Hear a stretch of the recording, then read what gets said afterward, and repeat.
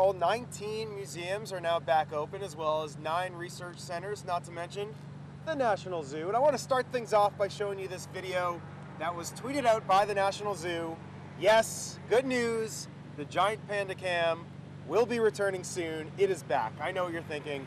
Probably not the top priority among other things, but it's still exciting.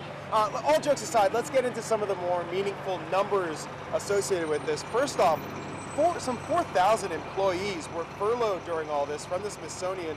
Now they're going to be able to go back to work and get their paychecks. Meanwhile, big deal for Smithsonian's bottom line. They had $1 million in revenue loss per week. Now they could start collecting that money again. The issue is, though, it's non-recoverable, though, unfortunately. One other thing, a lot of disappointed visitors during this shutdown. I apologize about this truck, by the way, coming right as we're speaking. Some 45,000 visitors per day are usually at the Smithsonian during that shutdown. They were very disappointed. Now, there is one museum I want to tell you about that still is not open. That's the Renwick Gallery. That's going to open back up on Saturday, but at least for the rest of the Smithsonian institutions, yes, they're back open, and the Panda Cam will be turning back on. Guys, send it back to you from the National Zoo.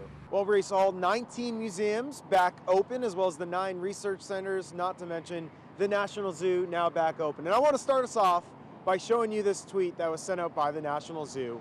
It is, of course, the panda, because the giant panda cam is back. It's going to be turning back on today.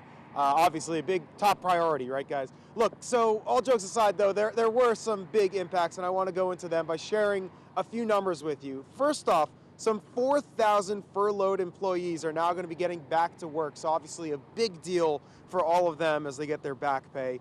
Meanwhile, the bottom line has been impacted, though. The Smithsonian lost about $1 million in revenue each and every week. So that's a lot of money, and it's not recoverable. It's gone forever. On top of that, there, of course, were a lot of disappointed tourists over the last month. Some 45,000 visitors per day is what they say they receive, and during the shutdown, obviously, yeah, they were pretty disappointed. The only museum that will not be opening today is the Renwick Gallery. That one's not going to open until Saturday, but all the other Smithsonian museums and the National Zoo back open. Reese, send it back to you.